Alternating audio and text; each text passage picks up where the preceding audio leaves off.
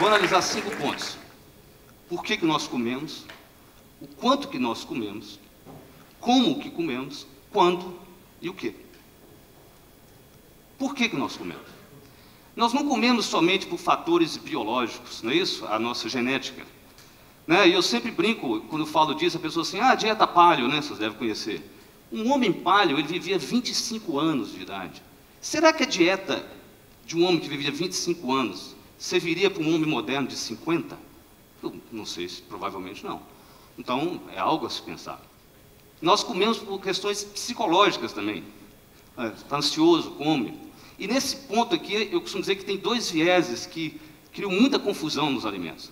Um é um viés humano, que é o seguinte: se é bom, mais é melhor. Não é assim? Se ginástica é bom, então mais é melhor. Então eu tenho que correr 3 maratonas, mais é melhor. Aí tem outro extremo: se é ruim, é culpado por tudo. Então o glúten é culpado de autismo e esquizofrenia. Vai ver que não tem culpa de nada disso, tá certo? Um outro viés psicológico humano, que a gente projeta na comida. E também comemos por questões socioculturais, né?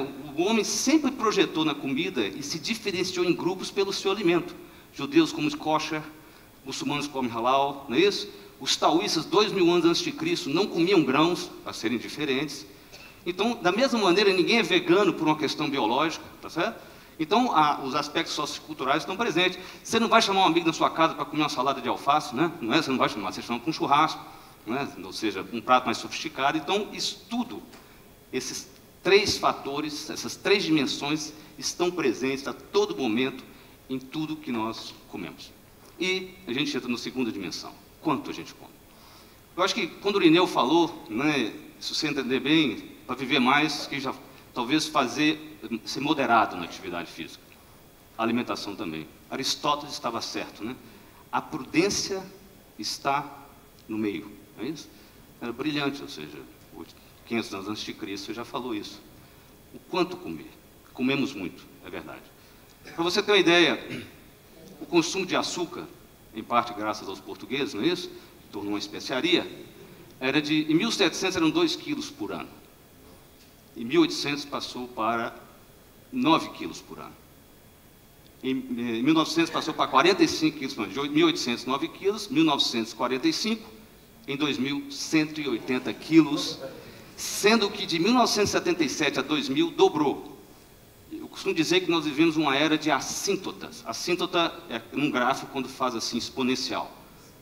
Então, se eu pudesse dar uma única dica, e é um problema, é exatamente a quantidade, talvez, especialmente de carboidratos que a gente gira no mundo. Para ter uma ideia, um homem da caverna, para ingerir a quantidade de açúcar que tem num litro de refrigerante, ele teria que chupar 3 metros de cana. Ninguém chupa 3 metros de cana, meu irmão. Está diretamente relacionado ao quanto. Nós nos saciamos de 2 formas. Nós nos saciamos porque a barriga encheu, por isso quem faz a cirurgia do estômago, a gastroplastia, come menos, o estômago fica menor, por exemplo. E nós nos saciamos pelo paladar. Então você vai num churrasco na casa do seu amigo, passa o dia inteiro comendo carne, 5 horas da tarde sai uma picanha espetacular e te oferece, fala, não, muito obrigado. Aí ele fala assim, tem um pudim, você quer? Aí você diz, pudim eu quero. Ué, por que você quer pudim e não quer carne mais? Porque a papila de sal já está saturada e a de doce ainda não.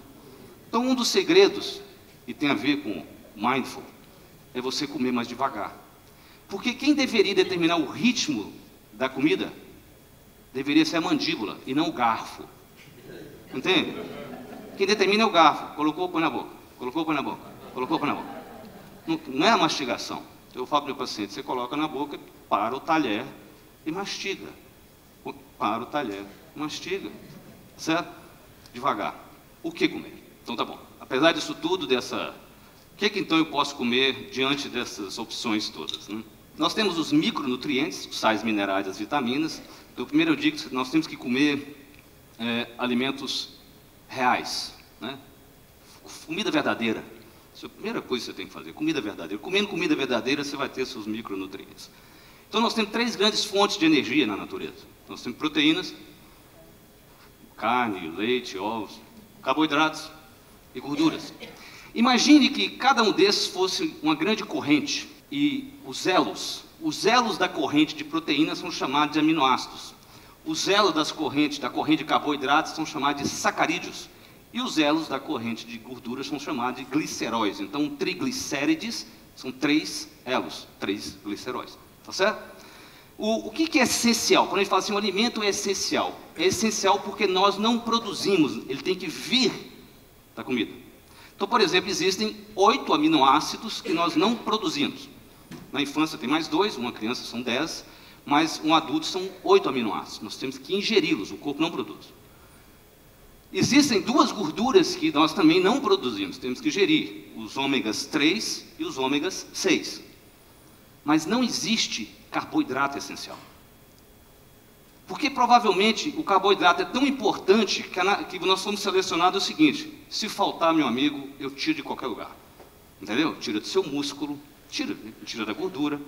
Então, quando a gente vive numa sociedade repleta de carboidratos, você cria uma bagunça no sistema, porque teoricamente você não teria que ingerir tanto quanto a gente ingere, porque ele não é essencial, a gente produziria. Então, se eu pudesse dizer, o nosso grande problema é o excesso de ingestão deste. Todo mundo, claro, tem a sensação que à medida que a vida passa, a demanda sobre nós aumenta. É isso que quer dizer, a demanda é o seguinte: para a gente atravessar uma rua fica mais difícil, né? Eu costumo dizer que eu dava um plantão, né, de 24 horas, eu saía do plantão, corria 10 quilômetros e eu ia dormir só no dia seguinte. Se eu fizer isso hoje, eu acho que no terceiro dia eu devo estar no UTI, não sei, não consigo fazer mais. Porque a nossa capacidade, ela segue uma outra curva. Ela segue uma curva e tem uma queda. A história é o seguinte, que até os 30 anos nós temos o corpo que Deus nos deu. A partir dos 30 é o que você merecer, entendeu? Tem que cuidar. Por outro lado, se nós pudermos administrar essa curva, nós podemos pegar esse platô e levá-lo assim. E seria o melhor dos mundos, porque nós teríamos indivíduos com a sabedoria da idade, a complexidade cognitiva, a habilidade, não é inteligência, a habilidade de lidar com muitas variáveis, a experiência e com a energia de uma pessoa mais jovem. E isso seria muito importante, e eu acredito que a nutrição tem um papel fundamental nisto. E que um mundo com tantas informações, né, quanto a gente tem, esse evento nos mostra algo que é dito por esse escritor de ficção, que o futuro já está aqui, simplesmente não está uniformemente distribuído. Obrigado por distribuí-lo.